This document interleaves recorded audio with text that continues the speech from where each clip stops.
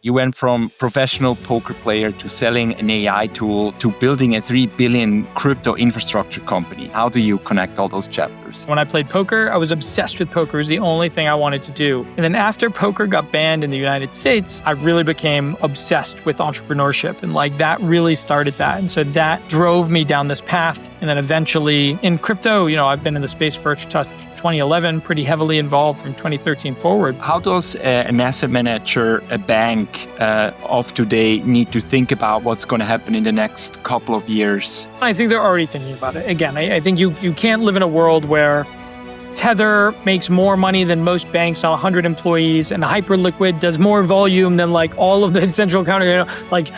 Everybody's already paying attention. You also once wrote that crypto's real promise was giving every person on the planet an escape hatch from intermediaries and gatekeepers. And now your biggest partners are DTCC, Citadel, and Fidelity. Has the mission changed? The way that we've always thought about it is... Welcome to another episode of 51 Insights, today with Bryan Pellegrino. Bryan, welcome to the show. Thank you so much for having me. Yeah, Bryan, I'm delighted to have you here today. Most people in crypto know you as the CEO of LayerZero. Fewer know that before you ever touched blockchain, you were one of the top heads-up poker players on the planet, grinding tens of thousands of hours under the screen name PrimordialAA. When poker stopped being a challenge, you built an AI that could predict the pitcher's performance pitch by pitch and sold it to Beane, the Moneyball guy at the Oakland's A. And today you run a $3 billion infrastructure company, and last month Citadel Securities, DTCC, and the parent company of the New York Stock Exchange lined up behind his newest bet, a blockchain called Zero that claims to process 2 million transactions per second. Bryan, extremely excited to have you on the show. Welcome. Yeah, amazing. I'm super excited for it. Bryan, can you just take us back in history a little bit? You went from a professional poker player to selling an AI tool to building a 3 billion crypto infrastructure company. What's the thought line here, and how do you connect all those chapters? I'm not sure. I mean, they all compound. Everything compounds in life. So I think all of the experiences have been helpful.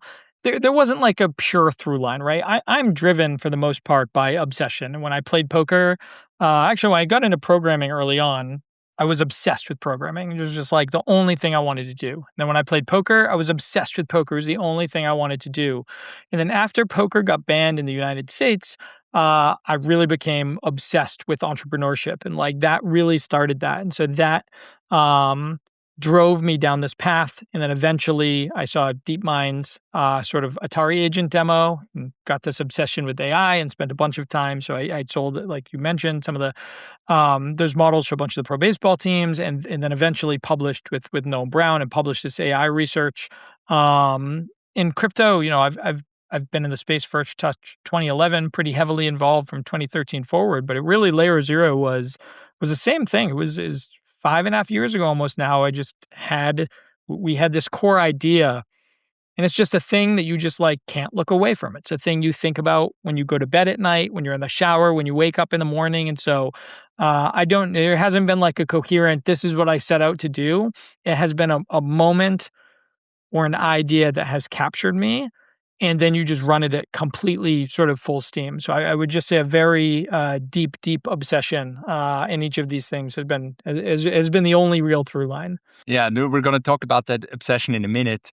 Let's stay with poker for a bit. You said poker taught you more about risk management than an MBA ever could. Can you explain us that a little bit, and how does that permeate now what you're doing at LayerZero? Yeah, I mean, poker is there's nowhere to hide in poker, especially the game that I played was just heads up, right? And so it is really your results tell the full story. There's no hidden bits there, right? So luck in sort of binomial distribution, you understand sort of luck can have an impact in the short term, not in the long term. And so I think you just learn a lot of things. You learn about how to think about risk. You learn about how to think about asymmetry. You learn how about even just simple things in terms of expected value and probabilistic thinking. And then more than that is really the mechanics of playing poker. And it's different playing live. When you're playing online, you're playing 6 to 8 tables at a time, extremely high stakes. So you're making a decision every, 0.3 seconds roughly, which is just like, decision, decision, decision, decision. And this is repeated every 0.3 seconds for 10 hours a day, 7 days a week. And every one of those decisions is for tens or hundreds of thousands of dollars. And you don't really get to, you don't even acknowledge or look at what the result was, right? You actually make it and you immediately have another decision that's over here on the screen to make. And so it is really just focused on synthesizing vast amounts of information very, very quickly, making the best possible decision in that exact moment, and then moving on. And like the results, you don't even see the results until the end. At the end of the day, then you go back and you check and you see where you made sort of big deviations or big mistakes. But I think that conditioning to think about asymmetry, to think about risk and an evaluation perspective, and to understand that the immediate result doesn't necessarily matter, the process into the making the best decision at every single point in time and being able to like leave once the decision is made and is out of your hand, like that's fine, and just continue, right? That compounds over time of just the best possible decisions over and over and over again. And that usually leads to something pretty wonderful. And can you take us back in time about 4 years ago when you started with LayerZero Labs? What was the kind of information that you took in? What was your universe in your head that eventually led to the foundation of LayerZero Labs? What was your thinking back then? Yeah, to be honest, it was almost more exploration. And I think a lot of things happened early, right? Poker early on was just a game. Programming early on was just a tinkering thing, right? And so I had been in this space for a while. Smart contracts made it much more interesting as a whole. So that was one element that was added to it. And then after that, what you really had was this explosion of DeFi, of things happening. And so one thing that started happening is we were hearing every day, Binance Smart Chain, more users than Ethereum, more volume than Ethereum. And this was like very, very unique, very interesting, because a lot of other chains existed at the time, but nobody like used them. It was just total vaporware, sort of ghost towns at the time. And so that itself, more users than Ethereum, more volume than Ethereum, was interesting. So we said, hey, what could you do with this environment that was fast and cheap, but you treated it, don't trust it in the beginning, trust Ethereum and just treat it as entirely ephemeral, right? You're gonna almost like a roll up before a roll up, right? So you're gonna have this fast and cheap environment, you're gonna do a bunch of computation there, and then you're gonna roll the result back. And actually again, it was more driven by joy, by interest. Like the first thing we did, the way we tinkered, was we actually built a game. We built a toy game that was between the two chains. It was a game just for not something we're going to release. It was just for us, just a little toy game we were tinkering on. And as we were building that, we realized that there was no way to take the resulting state, what we had done in the game, and send it back to Ethereum. And that led us down this path of bridges and realizing that, surely there was some way to do this. And then we looked at the ways to do it, and it was like terrifying. Really, we were horrified by the security, and we're like, we would never trust any amount of money, let alone billions of dollars. And then now, fast forward to today, there's been almost $5.5 billion of bridge hacks, just from that. So like that was right. It was really bad back then. And so then we started to say, well, could we build a better bridge, right? Could we do that? And we started to design what became Stargate later on. We started to design the mechanics for what a better bridge looked like. And as we're building that, we realized we had the exact same problem, that there was still no way to trigger events. You couldn't actually do arbitrary contract invocation between chains. And then that led us to like, of course, that's the generalizable problem. And that just became so apparent to us then. But it only became apparent because we were building for ourselves. We were building for ourselves. We were solving our own problems that we saw in the world.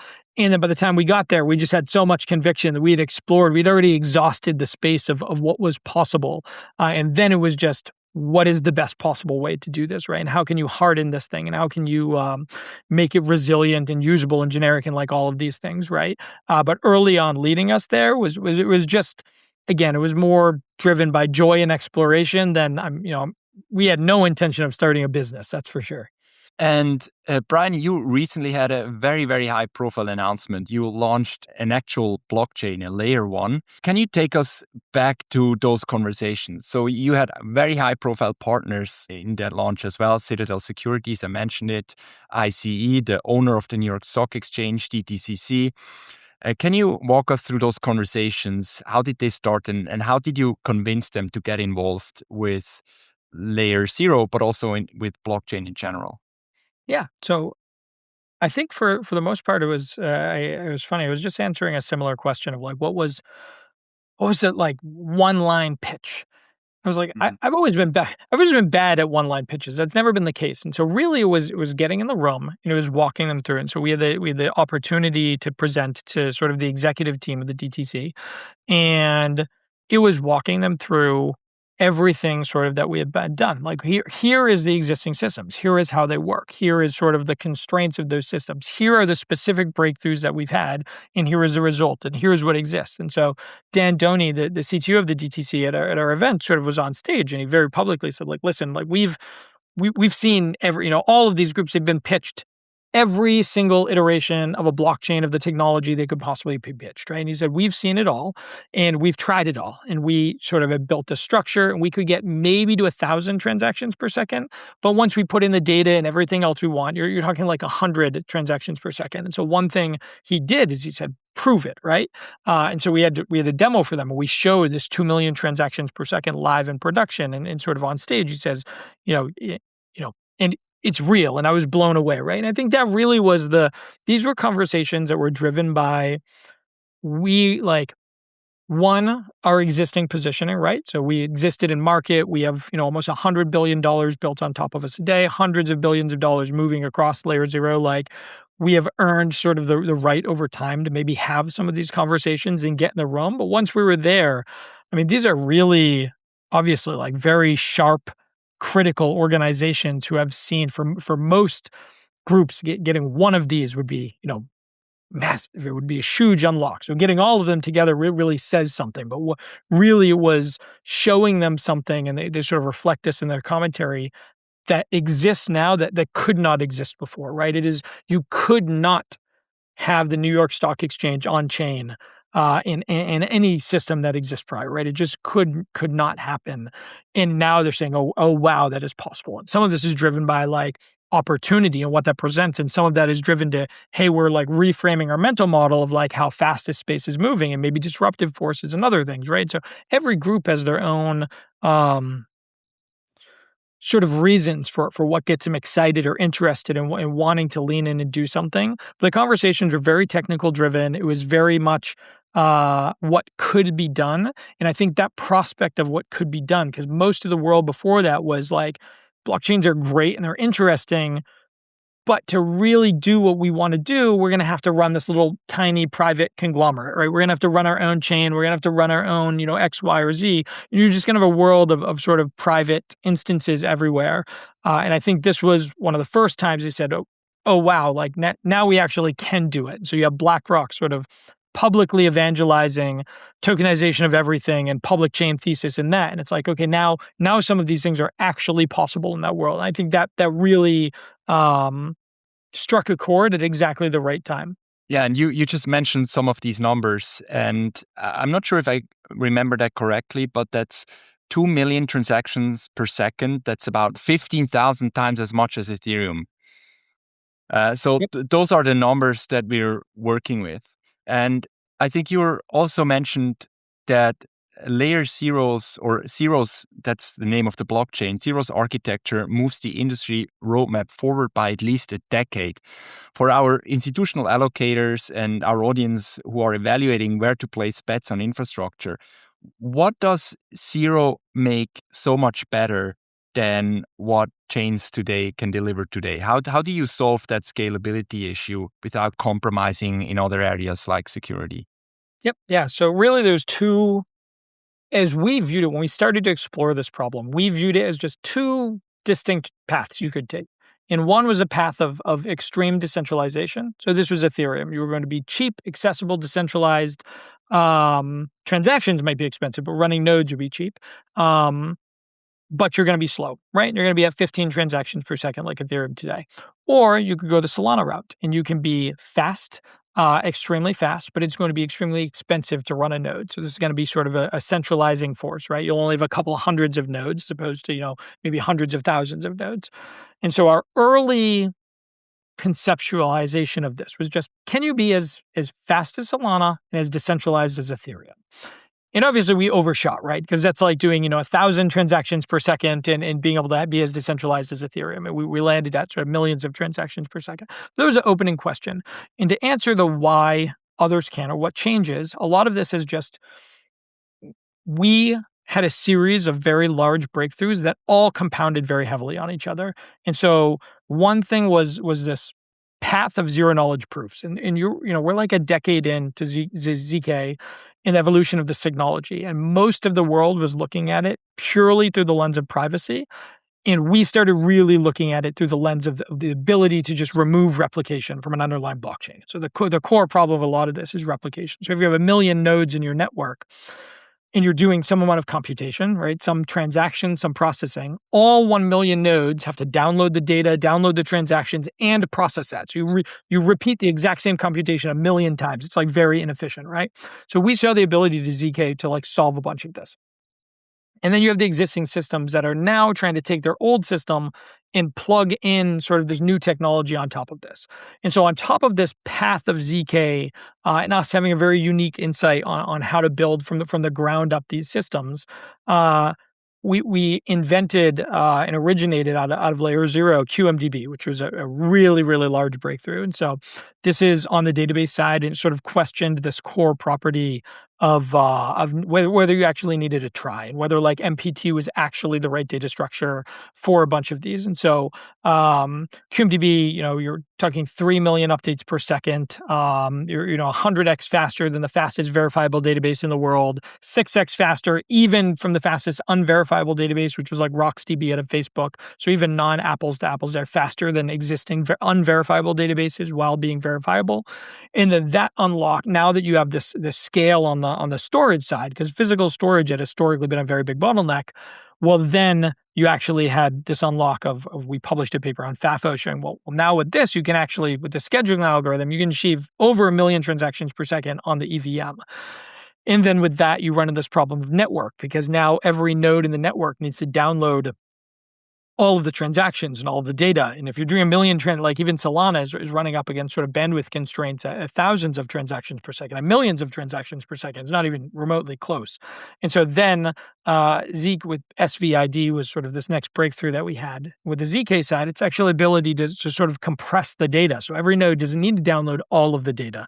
They can only download a shard of the data, the transaction commitment, and you can sort of have the exact same properties that you would have otherwise. And so all of these things compounded together, and I like to use this expression, monger at it, of like a Lollapalooza effect. And it really had this Lollapalooza effect of a completely new architecture from the ground up, and a bunch of breakthroughs that sort of were not industry breakthroughs, they were our breakthroughs, right? These were things that we originated out of LayerZero, and we were the ones who sort of like found this unique breakthrough that ended up with an architecture that is able to be just substantially more distributed, while at the same time having like substantially more scalability than any existing system. And so that really is like how we got there. It wasn't a single thing, but what makes it hard about the existing systems is a lot of this is driven by the ZK side. So like Solana is unverifiable. So they sacrifice light clients, which seemed sort of maybe right at the time for them to try to do to hit the scaling route that they're going, which was towards Visa style throughput. But then you also don't have the ability to use ZK, which really like now becomes a very big hindrance. And Ethereum does, but they have a very long way to go to be able to like reshape the entire existing system, right? And so for us, we really had the benefit of just having the unique insight. We're not trying to paste it into an existing system. It is from the ground up, first principles. Assume at the extreme ZK has solved what does the world look like, and then have slowly sort of incremented our way towards creating that world. And when did it click for you during that journey, when you realized that you need to move from just building cross-chain bridges to actually building a layer 1 blockchain that competes against the Ethereums and Solanas of the world? So honestly, it didn't click for me. This was driven by my co-founder Raz, and he was very like disillusioned with the space, right?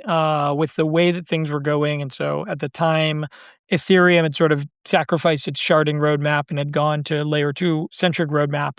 And they were pushing this idea that layer 2s themselves sort of are an extension of Ethereum. They inherit the underlying security of Ethereum. They sort of carry all of that. And Ryan was just very aggressively opinionated that this was not at all the case, and this would basically sort of never be the case for that. And so every day he was complaining about this stuff. And I was like, I mean, L2s at the time were 50% of our overall volume at LayerZero. And I was like, chill out. Like, these are our biggest customers. Like, you know what I mean? We were very focused on just like building the core LayerZero, but he really, really was pushing this idea that this was overall a centralizing force and sort of bad overall for what he views, the trajectory of the industry. And eventually I was just, all right, wise guy, like what would you do, right? And he started to whiteboard this idea, and he took this really unique unlock and he drew this architecture. And obviously, like most things that we do internally, we just debated it heavily. My first instinct is, no, this is stupid. Like, I can break it here and I can break it here. And we just went back and forth. And eventually he had gotten to a point where like I couldn't break it anymore. It was very clear to me that long term, that was going to be the way that these systems looked like. But for us, there were two things. One, we didn't know when ZK would be ready, and it could be 10, 20 years. We didn't know when that actually could happen. And then we thought some of the stuff would just be like completely off the shelf, sort of commoditized. And so we started to tinker and look at what this might look like. And then our chief architect sort of had this breakthrough. He had a baby, went on paternity leave, and while he was there, he had a lot of time to think, and he created QMDB while he was on this paternity leave. And so this unlock of QMDB, well, we're like, oh, well, now this becomes very interesting. And so it wasn't until about then, and so you're talking maybe a year and a half, 2 years ago, and then it was like, okay, well, we really like have to do this now. And it felt... originally it was like a moral obligation for me. It was like, we have to do this because it is like good for the industry, but we didn't know that it was possible to do or when we could do it. It was just like almost a distant future where we were convinced that was what it was like, and we were hoping other people were going to move there. And then with QMDB, it became like, well, now we can do it right now, and we can like start solving these unlocks to get us there. And so that's when it really became real. Something that you did as well is you use a architecture with 3 permissionless zones. And one of those zones is the privacy zone. And that's interesting because institutions consistently said they won't put sensitive data on public blockchains. And that has been a challenge with Ethereum and Solana and other layer 1 chains. Can you expand on that a little bit? What are those zones and what's the privacy zone? There's like a fourth shadow zone too, which is system zone, but this is more just for staking and for other things. So we write that off for now. But 3 zones of review. Crypto as a whole really has 3 pieces of existing product market fit, right? One is general purpose smart contracts, right? This is composable, this is DeFi, this is stable coins, this is like all of these things together in a single environment, right? And so, general purpose EVM zone, that's zone 1. Zone 2 is our very strong belief that markets are moving from 7/5 to 24/7, and like the global markets of the world are sort of going to be reshaped. And this is driven by the success of stable coins. Have been a very large bellwether here. Tether is making 10 to $15 billion a year and 100 employees and just incredibly profitable, one of the best businesses on the planet. You have Hyperliquid now does more volume than sort of like Robinhood or some of the more traditional counterparts, right? And so like all of these things are just like driving forces that this is happening. And obviously the focus of this was bringing together the DTCs, the ICEs, the Citadels of the world. These were sort of the groups as we're talking about what does the evolution of markets actually look like. And then the third zone is sort of a focus on payments, on privacy, on what this actually looks like. And there's been a lot of work in terms of how do you actually, like you said, most groups are not going to just open up their data for whether even in corporate, but even like intercompany payment. If I'm paying my employees just payroll, right? You would not want every employee to basically see exactly what everyone is making and people able to look and target the employees. Like all of these different things just become like nobody wants to do that. There's like common sense privacy of just not exposing every single thing that you do. And I think that's been one of the downsides of blockchains historically is that is just one. I mean, public, you want it to be verifiable. That is like a very key critical property across the board, but you don't necessarily want every single person to see every single thing that you do. And so there's one of the benefits of ZK is that just like in building this team that is incredible and has these breakthroughs in ZK along the way, which have largely been from the compression side of ZK and driven there, happens to be the same technology is incredibly powerful from private perspective in terms of data and information. And so we've just spent a lot of cycles there. Very excited to sort of show over time what we've built alongside people, what that actually looks like, all of that. And so, very excited to show more. Yeah, excited to see more. Bryan, one thing you announced as well during that announcement 3 weeks ago is that Cathie Wood, Michael Blaugrund from ICE, that's the parent company of New York Stock Exchange, we had him on the podcast, and Caroline Butler, formerly BNY Mellon, are on Zero's advisory board. How active are these advisors, and are they actually doing design reviews? Are they involved in the technical implementation, or is it more a passive role? Yeah, so I think we've been incredibly fortunate. It's just obviously you just had Michael on, so you know how wonderful he is. I think they've just all been like incredibly generous with their time and attention. They have just been a group that we can pick up the phone and call at any point in time. They've all been super interested, obviously, in what we're doing, and I think they've been sort of involved in many ways. But yeah, I mean, absolutely. When we're talking markets, when we're talking about like market structure and what this looks like I'm going to pick up the phone and I'm going to talk to Michael and I'm going to talk like how sort of ICE and NYSE like think about these things. I'm going to talk to Cathie. These are conversations that happen pretty frequently, and they're again just like really generous with their time, and we take full advantage of it. I think it's great to have people like that. Another number that you mentioned during that release, and you mentioned it before as well, is that 2 million transactions per second throughput. And something we've heard or read in those announcements was, yeah, that's great, but that number right now is not verified. Have you verified that internally? And if yes, like, do we have like public documents that people can look up and see how you actually did that? Yep, absolutely. So like we stood on stage at DemoNet and showed sort of verifying 1 million transactions per second, 1 month of Ethereum's history in 30 seconds on this network of Raspberry Pis. So everybody in the room at the event sort of watched us do this demo. Now, again, in DTC, Dan Doney from DTC, he CTO of the DTCC, publicly sort of states exactly this, like saw it in production, it's real, etc. So we have done demos for groups. We have like, this was not a please trust us on the technology. And these like very, very sharp, critical organizations, and just continue to go down that path. So we already, I am playing with our own internal test net. All of these things are live and in production. And so that side, absolutely. But what we did say post-event is, honestly, we're reasonably happy for some amount of skepticism into the fall. Like, we think it's good. We actually think people should be. Claims get thrown around all the time. We think people should have some healthy degree of skepticism. Our public statement has been like, we are going to show every step of the way along the way, and we will publish. We've obviously published QMDB, which has been like heavily peer reviewed, now being rolled out through Commonwealth into some of even the largest, newer sort of performance blockchains in the world. Same thing with FAFO. So on and on. Code is there, publicly verifiable. Experiments are publicly verifiable. All of these things, right? And so we will continue to do that along the way. Strategically, we didn't think we have to show every bit of everything on announcement day on Feb 10th, and then sort of just have 7 and 9 months for everybody to have it all. We're very comfortable, like, have this, be skeptical. That's fine. It's our job to convince you. We will show and convince you along the way. We will have everything publicly observable very clearly by mainnet this fall. So launch of the mainnet is this fall. You're still in that timeline. What happens between now and then?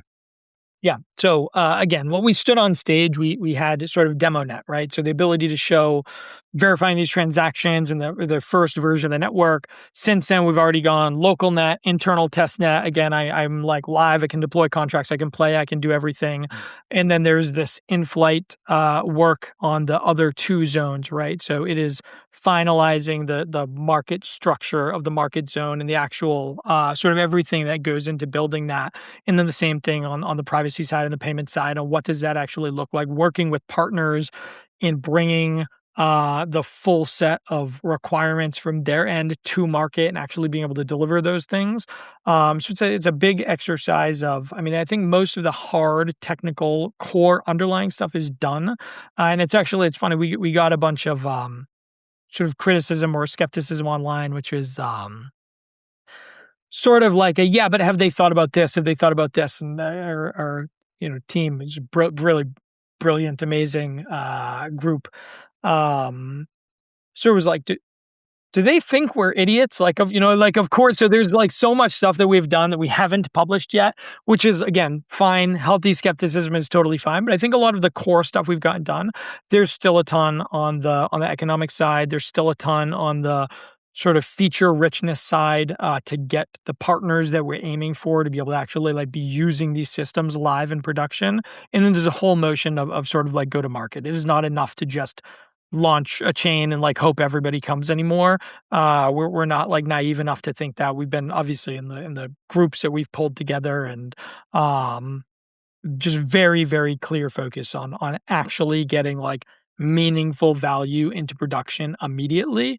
Unfortunately, this is something we've been very good about on the LayerZero side because we started, nobody knew anything about us, and we have just slowly, now we're today where we are today, and that has just been on the back of really finding groups who are motivated to build meaningful systems that actually shape parts of their business. And this has been groups like, Tether, and this has been groups like PayPal, and this has been groups like Athena, and these, which we have really just spent a lot of time and a lot of cycles building real production systems with, and then watching that grow steadily to doing, from millions to billions to tens of billions of dollars monthly. And that evolution is just built on like finding the groups who the outcome will meaningfully shape their business and spending the cycles and actually doing it and getting it there to production. I think we're doing the exact same thing. Yeah.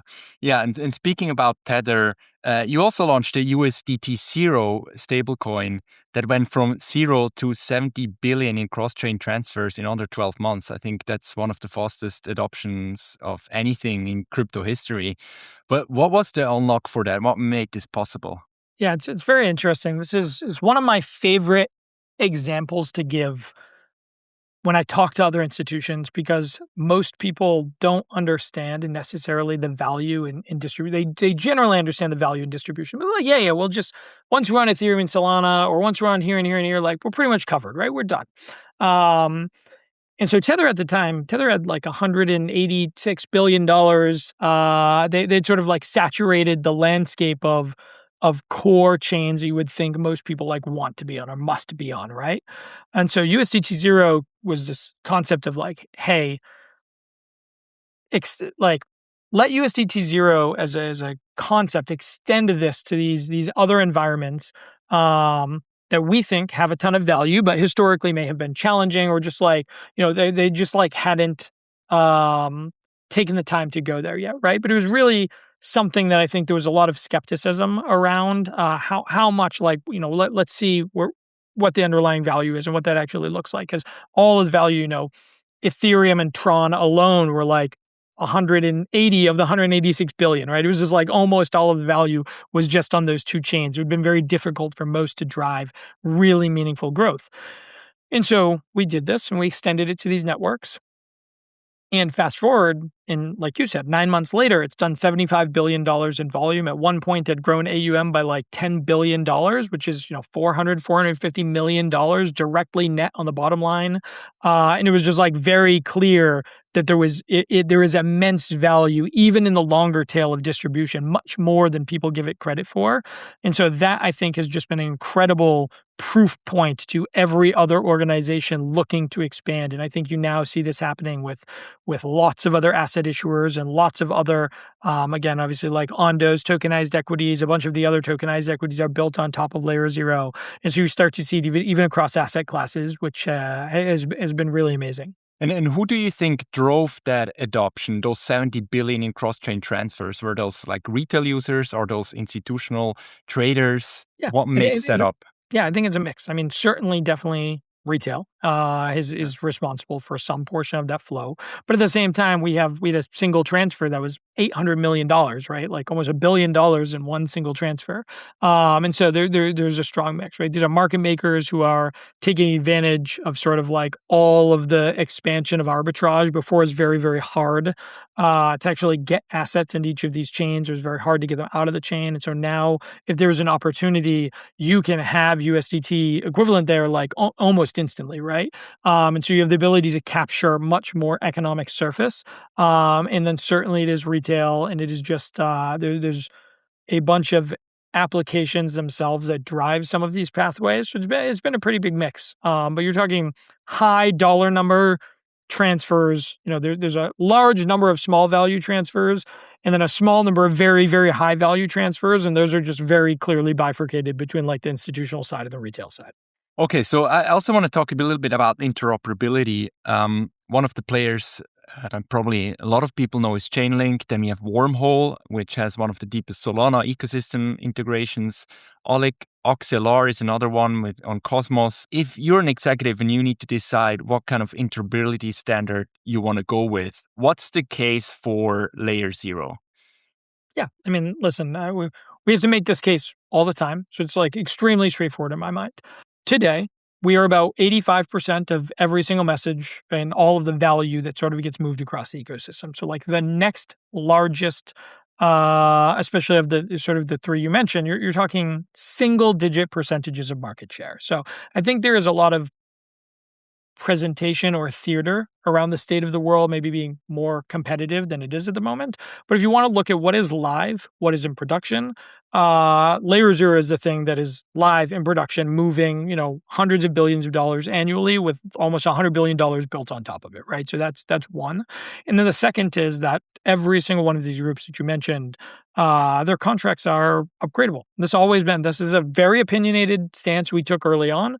And we said, we are making our contracts 100% immutable. Measure twice, cut once. We have no ability to change them. We stood behind that. We said, here's a $15 million bug bounty. If you can break it, if you can find any existing bug, we will just pay you $15 million outright. We're 5.5 years later, never been broken, obviously securing a massive amount of value, doing a massive amount of transactional volume. When you look at the security of systems, you have to measure just like how much is secured and the time in production. Those are really the factors I think most institutions factor in. And if you look at the bridge hacks, we're $5 billion of bridge hacks later. Every single, the common sort of trope or concern that everyone has is that the validator set will be malicious, right? That the validator set is going to be the thing that becomes corrupt, and you have all these parties colluding and they rug all of the users' money. And that has never been the case. 100% of these hacks have happened for totally benign reasons. They've been developers who are pushing an upgrade to make it a little bit more attractive, add a new feature, do this thing. And they push a piece of code, and humans make mistakes over time, right? There is just like an error rate that is going to happen. So like the hack for Wormhole of $350 million was just this. And actually, the same thing that they did, another person there made the same mistake another week later, which fortunately was found by a white hat, right? And so like you have this hack, and then on and all of these. They've been compromising of keys. There have been control issues. They have been benign pushing code issues. It has never been this scary malicious validator set, right? And so that we are the only group who has ever basically been building with that model in mind. And I think that has resonated very deeply with a lot of the institutions. And listen, like if you're Goldman Sachs, like, guess what? You're probably not going to hand write access of your bank and of the internal ledger over to some third party, right? And with us, it has always been the case. You don't need to trust us. Infrastructure is the infrastructure. If you want to handshake directly with your counterparty, you can handshake directly. You can run the infrastructure. And now we have more and more groups, right? We have Fidelity just announced that they're running a DVN. They're like really large institutional groups who are starting to provide some of this core infrastructure. And so all of those things sort of compound together to have just, they've made a more compelling offering overall. And I think that's been our biggest wedge in market, is just focusing on making the best possible product for the customer set that we're focused on. Yeah, and you also acquired Stargate for $110 million US, beating a competing bid from Wormhole. What did that Stargate acquisition unlock for you? Yeah, so it's actually very interesting because it's interesting that we have, competing bids at the time, because we built Stargate, right? We built Stargate was that first bridge that we had thought about building. When we launched LayerZero, we also launched Stargate because we thought the ecosystem needed you had to show what could be built with the underlying technology. LayerZero was entirely net new at the time, entirely fresh code. You had to give people an easier way to abstract the value transfer layer away. And so Stargate, fast forward today, has done, $150+ billion of volume, like hugely widely adopted. For us, we knew Zero, this blockchain, was coming up. We knew all of the things, and Stargate had sort of been stranded. It had been, so we launched it, and then we had to bring in this external foundation. It was run by this external group. And it was one of those things where it was, hey, like, we want to have sort of everybody aligned. We don't want to have this misalignment of all of these people who had made a bet on Stargate and made a bet on this thing we built early, not have any like vested interest in these other things that we're doing. And so part of it was like this consolidation of just like bring everything together. And part of it was the ability to have a more direct relationship with the end consumer and to be able to build up the stack and not rely on these third parties to sort of run Stargate or run the other consumer applications, but say, hey, we have a more developed product thesis of what people actually want and how we can add value to all the asset issuers. And ultimately, asset issuers have been our largest sort of customer of LayerZero, the interoperability side, forever now.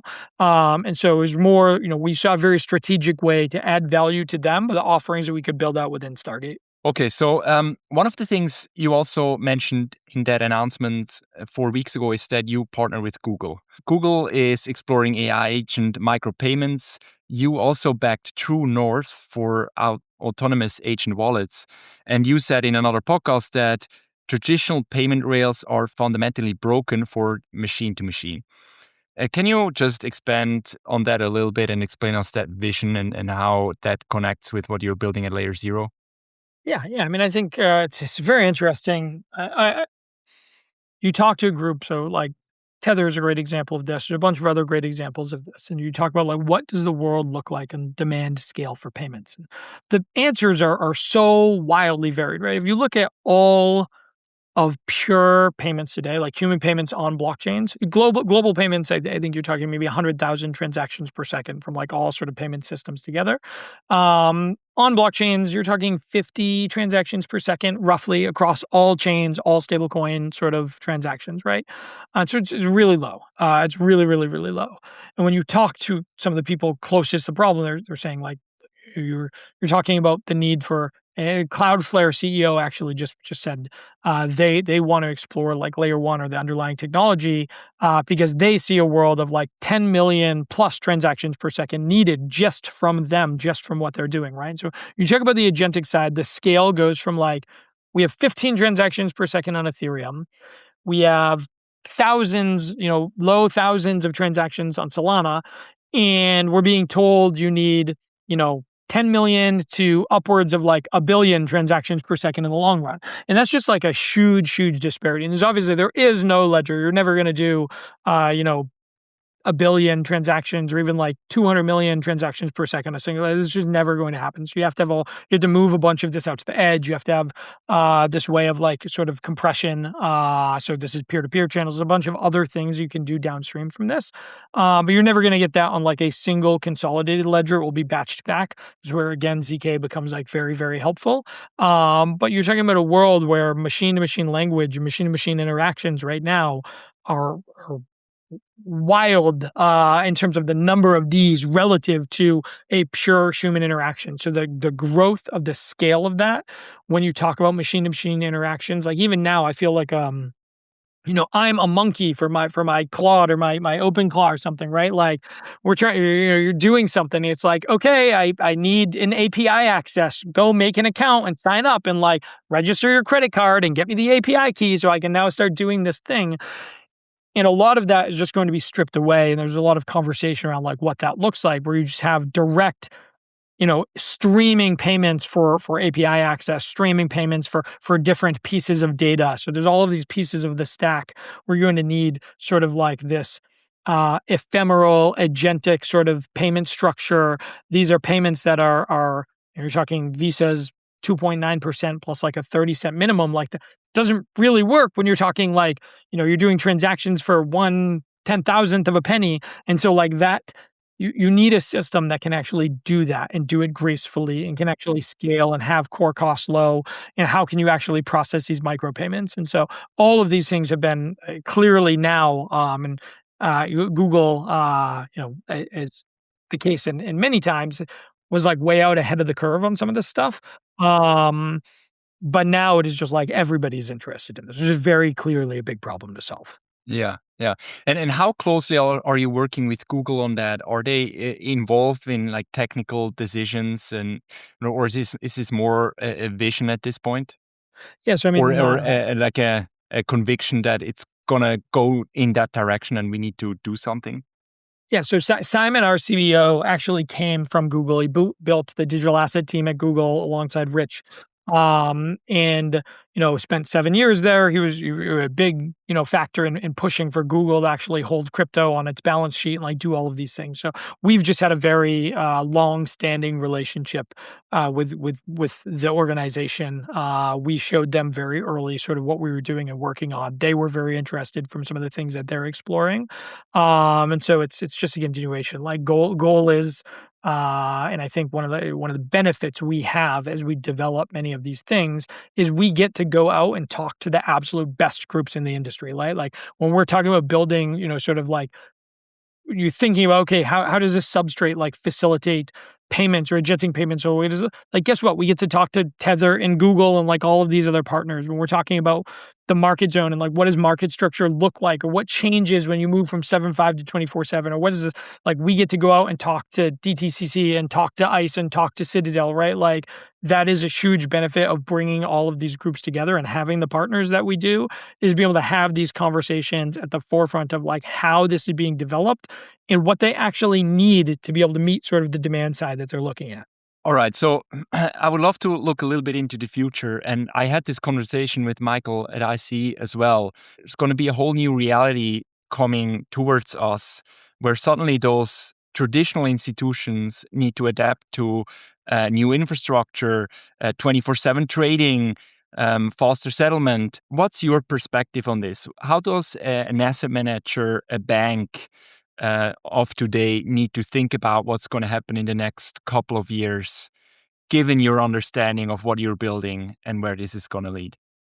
Yeah, so I think they are, one, I think they're already thinking about it. Again, I think you can't live in a world where Tether makes more money than most banks on 100 employees, and Hyperliquid does more volume than like all of the central counter. Like everybody's already paying attention. So they're getting them to actually think about it is not the problem. They're all thinking about it, right? And so really, it is what are the biggest unlocks and who benefits the most from that, or who is most disrupted from that, right? And so like reduction of settlement times obviously is like a very big thing that changes a lot in terms of what that system looks like, and moving from like T+1 or T+X settlements across a bunch of different mediums.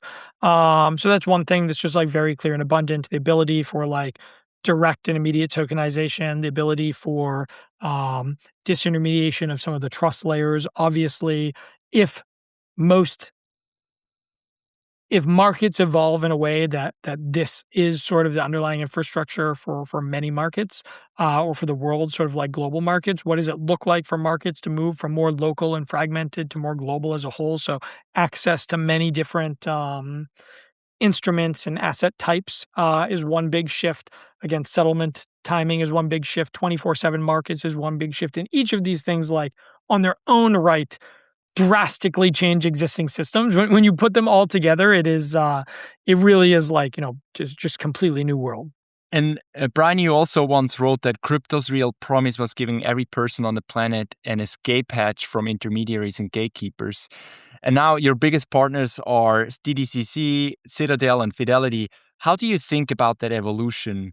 And has the mission changed, or is it what the escape hatch always looked like? No, mission has not changed at all. And I for what it's worth, I think this is like a great question, right? The way that we've always thought about it is in like, again, I am so thankful that we have the BlackRocks of the world pushing public chains and pushing, publicly evangelizing for some of this stuff, because there is a world that the technology just got rolled and it is just like a new backend for a bunch of private instances. Like that is the world that exists, right? And the banks have a new, slightly more efficient backend, or financial institutions, and that's it. It's just replumbed and that's it. And I think things like Tether, things like some of these other groups have proven that permissionless access adds just immense value. And so I think now you see a push for a lot of that stuff. And so I think the best thing you can do is the rails themselves should be neutral and unopinionated and should provide a technology that enables these things. And then you have the ability for all of these groups and all these financial institutions to come in and to recreate some of these systems. And this ability to add, their own, even today, stable coins, right? Like stable coins have their own layer of compliance. They have their own layer of like the ability to do the things that they need to do to like exist in the existing financial system. And you're going to have these layers that are built in sort of on the asset side. And I think that is what you want. Like that is the best case, is that all of these things come and they build in their own layers and they build in their own structures. And guess what? The world is now built on neutral, sort of uncapturable, permissionless rails. And that really allows for like competition in the most healthy way. It allows for sort of like the most decentralized or the strongest security properties, the ability to take risk out of existing systems and give people a different path, so that if you can create a system that has less risk as a whole, a system that, Aave, for example, is, very recently was like, would it be a top 50 bank in the United States based on the TVL there? This is running for many years for massive amounts of volume and loans processed and all of these things without blowing up. And like you can create these primitives that offer alternatives to existing systems and trade-offs and allow for a system with less risk overall. And I think that is just like an incredible benefit to the world. And that doesn't ever happen if everything ends up in private chains, right? And so like I think it is such a phenomenal benefit to humanity at large to get these systems moving to public and open rails, even with their own layers on top of them, even with their own restrictions and everything that they sort of bake into these things.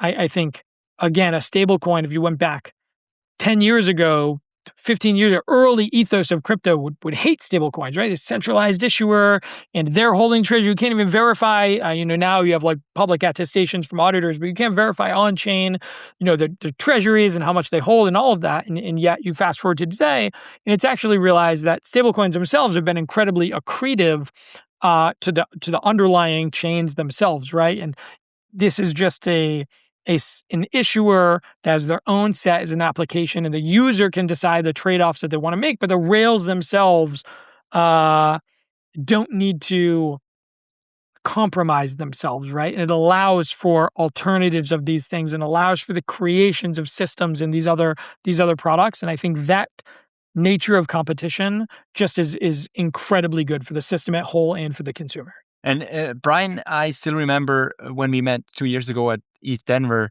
what you told me about how you organize your company. You're on, I think now about 160 person company that's 100% in person in Vancouver, in an industry that's obsessed with decentralizing everything. Why is that still the right call?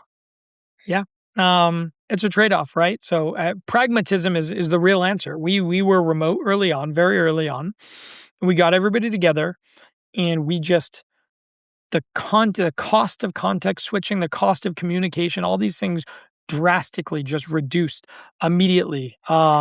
We moved way faster than we ever could. And we told people at the end of that, 25 people, we're moving. Everyone has to pack up their lives and come, or you're not at the company anymore, right? And every single person did it. And now there's sort of like extraneous benefits. It's harder to hire talent, for sure. It's our senior talent. It's harder to get them to uproot their lives and come. But there is an embedded litmus test in that. And every single, 85% of the people who work at LayerZero aren't from here. 85% of those people have packed up their lives and moved here to do this thing, right? People are here because they're very mission aligned. They're focused on the thing that they were doing. They have decided to take this sort of leap and dedicate a portion of their life to doing this thing. And it's just like a competitive, highly intellectual, highly driven organization. And I think that has paid 10,000-fold the dividend of being remote and having a slightly wider talent pool, but having sort of more fraying culture, or having all of the issues of time zone and coordination, like everything else that comes downstream from that. So it's a very opinionated stance. It might not be the right decision for everybody, but it's very much been the right decision for us. Bryan, thank you for that. We're almost at the end. A quick lightning round, very short questions, very brief answers. The first one is, will a major US bank put production volume on zero before 2028? Yes or no?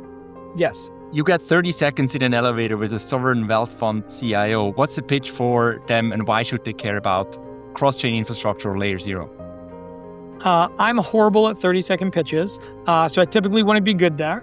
But we have a pretty great relationship with a bunch of, trillion-dollar sovereign wealth funds. So this is something we have done, and we've done fairly well. So no, I mean, I think ultimately, I don't like 30-second pitches. I like being able to paint somebody a vision, and I want to bring together parties who are aligned in the vision.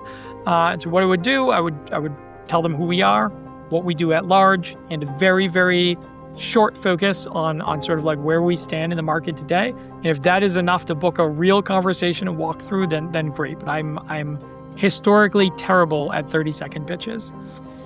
Yeah. All right. What's the single biggest misconception about LayerZero? Single biggest misconception. I don't know. There were so many early on, and I think it has just like resolved itself as market has changed. I think probably the biggest misconception is that people still think LayerZero is a bridge. And while today we do like almost all of the volume is being moved is value transfer, is moving assets. But at its core, LayerZero is a pure packet, right? It is just information. And as the cost, especially with zero, as the cost of some of this stuff goes down, the universe of what is possible really, really opens up for information at large versus just purely financial applications. Bryan, it was a pleasure to have you on the show. This was extremely fascinating and interesting. Where can people learn more about you, about LayerZero? Yeah, LayerZero is just at LayerZero Core on _core on Twitter. Follow almost everything goes out there on, there's LinkedIn, there's sort of many other channels, and I am always available through the screen name you mentioned earlier. So at PrimordialAA, probably far too much time on X, and I'm there. Yeah, great. Bryan, I wish you all the best also for the upcoming mainnet launch, and talk soon. Amazing. Thank you so much.